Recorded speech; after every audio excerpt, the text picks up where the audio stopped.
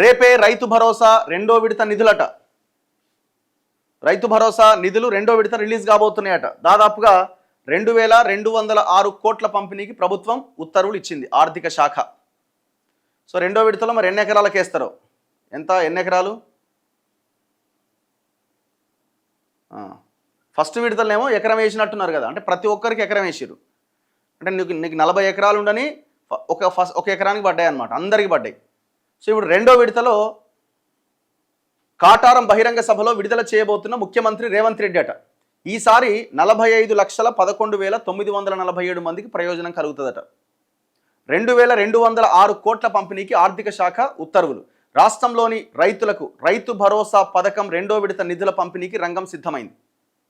ఈ నెల 20వ తేదీన జయశంకర్ భూపాలపల్లి జిల్లా కాటారం మండలం నస్తూరుపల్లిలో నిర్వహించే బహిరంగ సభలో ముఖ్యమంత్రి రేవంత్ రెడ్డి, వ్యవసాయ శాఖ మంత్రి తుమ్మల నాగేశ్వరరావు, ఇతర మంత్రుల సమక్షంలో ల్యాప్టాప్ మీట నొక్కి నిధులు విడుదల చేస్తారు. యాసంగి సీజన్ పంట పెట్టుబడి రూపేణా గత నెల 23వ తేదీన సిద్దిపేట జిల్లా నరమెట్టలో జరిగిన సభలో మొదటి విడతలో 68,89,955 మంది రైతులకు సుమారు 3,446 కోట్ల 94 లక్షలు ముఖ్యమంత్రి విడుదల చేశారు. ఆ విడతలో ఎకరం వరకు ఉన్న భూమి గల వారికి పరిగణలోకి తీసుకొని ఎకరానికి 6,000 చొప్పున మొత్తం 57,44,907 మందికి 907 ఎకరాలకు ప్రభుత్వం సహాయం అందించింది. తాజాగా రెండో విడత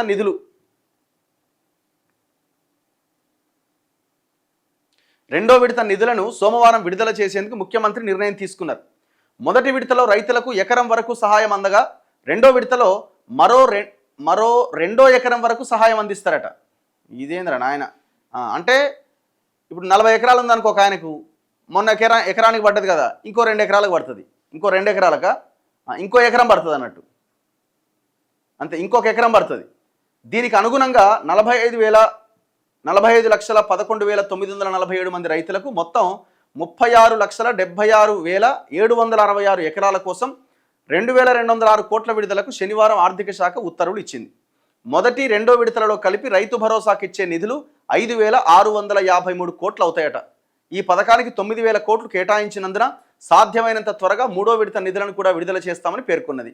ఇక 5,000 అయితే ఇంకా 3,500 ఇంకా పెండింగ్ ఉన్నది, ఇవాళ అది పడితే. ఇప్పుడు తుమ్మల నాగేశ్వరరావు 35 ఎకరాలు ఉంది కదా ఒక దగ్గర, ఆయనకు కూడా 2 ఎకరానికి పడుతుంది అన్నట్టు. లీడర్లకు పెద్ద వాళ్ళకి వాళ్ళకు కూడా ఇలా డబ్బులు పడబోతున్నాయి. రైతుల సమక్షంలో భరోసా నిధుల పంపిణీకి ముఖ్యమంత్రి నిర్ణయం తీసుకున్న నేపథ్యంలో కాటారంలో నిర్వహించే బహిరంగ సభకు భారీ ఎత్తున వారిని సమీకరించేందుకు వ్యవసాయ శాఖ సన్నాహాలు చేస్తున్నదట. రాష్ట్ర వ్యాప్తంగా అన్ని రైతు వేదికల్లో ప్రత్యక్ష ప్రసారం అట. ఇప్పుడు ఎంపీటీసీ జెడ్పీటీసీ ఎలక్షన్లు నెక్స్ట్. ఇప్పుడు already election commission voter list కోసం అన్ని ఉత్తర్వులు ఇచ్చింది. ఆ ఓటర్ లిస్టు ఇంకొక 2-3 రోజులు రాబోతున్నది. మే నెలలో ఎలక్షన్స్ ఉండే అవకాశం ఉన్నది. అంటే ఇంకొక 40-45 డేస్లో ఎలక్షన్ స్టార్ట్ అయిపోతుంది. సో ఆ లోపుగా ఈ మూడో విడత కూడా ఇంకొక 10 రోజులు జరుపుతారు. ఇట్లా ఇంకొక 10 రోజులు ఈ వీక్ ఏదో ఇస్తారు, నెక్స్ట్ వీక్ ఎప్పటికో ఈ మంత్ ఎండ్కి. ఇక అప్పటికి జర పైసలు పడ్డట్టు జర అకౌంట్ గలగలని జర వైన్ షాపులకు అటు ఇటు పోగానే జనాలకు పడ్డాయి అని అప్పటికి ఎలక్షన్లు వస్తాయి. ఇక మనం పోయి రైతు భరోసా నిధులు పడ్డాయని చెప్పి ఇక ఒకటే ఓట్లు వేయాలి. ఇక జనాలకు కూడా అర్థం కావట్లే. ఇప్పుడు మొన్న అకాల వర్షాలతోటి దాదాపుగా 50,000 నుంచి 1,00,000 ఎకరాల పంట నష్టమైంది.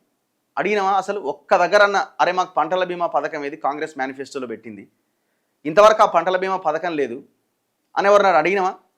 ఇప్పుడు ఆ పంట నష్టపోయిన రైతులకు ఇవాళనో రేపో సరైన 2 ఎకరాలు ఉంటే 12,000 రూపాయలు పడ్డాయి అనుకుందాం, సరిపోయినాయా? నీకు జరిగిన పంట నష్టం ఎంత? సో దీని గురించి మనం ఆలోచించట్లే. పంటల బీమా పథకం లేదు, మద్దతు ధర సరిగ్గా లేదు, బోనస్ ఇస్తామన్నది సరిగ్గా లేదు, ఎన్నో రకాల సమస్యలతో ఇబ్బంది పడుతున్నాం. కోతల సమస్య చాలా తీవ్రంగా ఉన్నది. వరి తప్ప ఇంకొక ప్రత్యామ్నాయ పంటను పండించలేకపోతున్నాం ఈ రాష్ట్రంలో. మొత్తం వరి తప్ప ఇంకొక ఆలోచన లేకుండా పోయింది.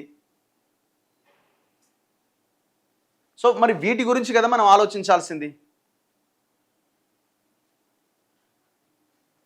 ఏదేమైనా రేపట రైతు భరోసా రెండో విడత ఇంకొక ఎకరానికి పడుతుందట.